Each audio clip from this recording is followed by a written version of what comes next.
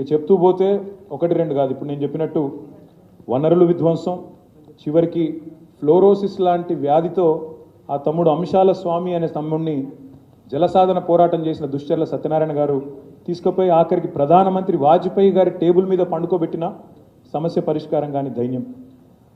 మరి 10 కిలోమీటర్లు నడుస్తూ నీళ్లు తెచ్చుకునే దయనీయమైన పరిస్థితి, బొంబాయికి వలసపోయే దుస్థితి, నెర్రెలు బారిన నేలలు, చెబుతూ పోతే పగలని గుండె లేదు, మరి చెదరని కళ లేదు, చెదరని స్వప్నం లేదు, తడవని కళ్ళు లేవు అంటే అతిశయోక్తి కాదు.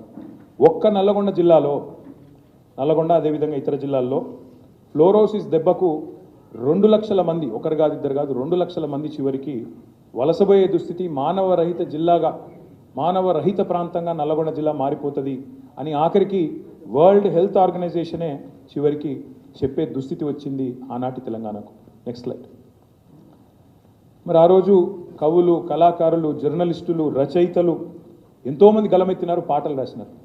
మిత్ర రాసిండు ఆనాడు పాట, ప్రముఖమైన పాట, పల్లె పల్లెనా పల్లేర్లు మొలిచే పాలమూరులోన అంటూ పాలమూరు గోసను తన గాత్రం రూపంలో, తన పాట రూపంలో మిత్ర చెప్పిన. అదేవిధంగా మా గోరేటి ఎంకన్న సేతాన మేడుందిరా తెలంగాణ శైలాన్ని బీలాయరా అంటూ ఆనాడు గలం విప్పిన. మరి ఎన్నడూ కూడా దాని గురించి మాట్లాడిన ఒక్క నాయకుడు, తెలంగాణ కాంగ్రెస్ నాయకుడు కానీ తెలంగాణలోని ఇతర నాయకులు కానీ ఎన్నడూ కూడా పట్టించుకోలేదు. చివరికి సదాశివుడు గారు మా ఆదిలాబాద్ జిల్లా సాహిత్య అకాడమీ అవార్డు విన్నరు, వారు కూడా కవి, వారు కూడా రాసినారు, తలాపున పారుతుంది గోదారి మన చేను మన చెలుక ఎడారి. అంటే ఆదిలాబాద్ నుంచి పాలమూరు దాకా, అక్కడి నుంచి ఇక్కడ దాకా కూడా ఏ కవిని, ఏ గాయకుడిని, ఏ సాహితీవేత్తను, ఏ జర్నలిస్టును, ఏ ప్రజా సంఘాల నాయకుడిని అడిగినా వాళ్ళు ఆనాడు తెలంగాణ యొక్క దయనీయమైన పరిస్థితిని కళ్ళకు కొట్టొచ్చినట్టు కట్టొచ్చినట్టు చూపిన పరిస్థితి. మరి ఆ రోజుల్లో, అప్పుడున్న పరిస్థితుల్లో 1969లో జరిగిన ఉద్యమం విఫలమైన తర్వాత 69లో 371 మంది ఆనాడు విద్యావంతులు, విద్యార్థులు తెగించి పోరాడితే, ఆనాడు 370 మంది ప్రాణత్యాగాల తర్వాత కూడా మరి ఒక్కసారి ఆ ఉద్యమం విఫలమైన తర్వాత మళ్ళీ దాదాపు 32 ఏళ్ళు ఎవరు పట్టించుకోలేని పరిస్థితి.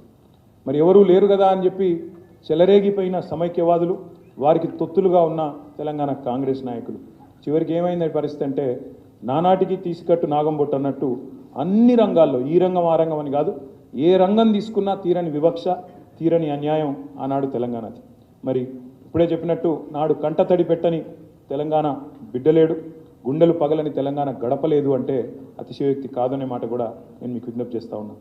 ఎంతోమంది కవులు, కళాకారులు, విద్యావంతులు, ప్రొఫెసర్ జయశంకర్ గారు లాంటి మేధావులు, వీరందరూ కూడా ఆనాడు తమ ఆర్తిని, ఆవేదనను వ్యక్తం చేసినా ఎవరూ పట్టించుకున్న పాపాన పోలేదు. కళ్ళల్లో ఇక నీళ్ళు ఇంకిపోతాయేమో అనే పరిస్థితుల్లో పిడికిలి బిగించి సమరశంఖం పూరించింది మా నాయకుడు, టీఆర్ఎస్ పార్టీ అధినేత, వ్యవస్థాపక అధ్యక్షుడు గౌరవనీయులు పెద్దలు కేసీఆర్ గారు. 2001లో, ఎందుకంటే చాలామంది వాళ్ళ చాలా ఈజీగా మాట్లాడుతున్నారు, ముఖ్యంగా ఇప్పుడున్న కాంగ్రెస్ నాయకులు ఉద్యమంలో ఏనాడు లేని వాళ్ళందరూ కూడా ఇవాళ చాలా పెద్ద పెద్ద మాటలు మాట్లాడుతున్నారు.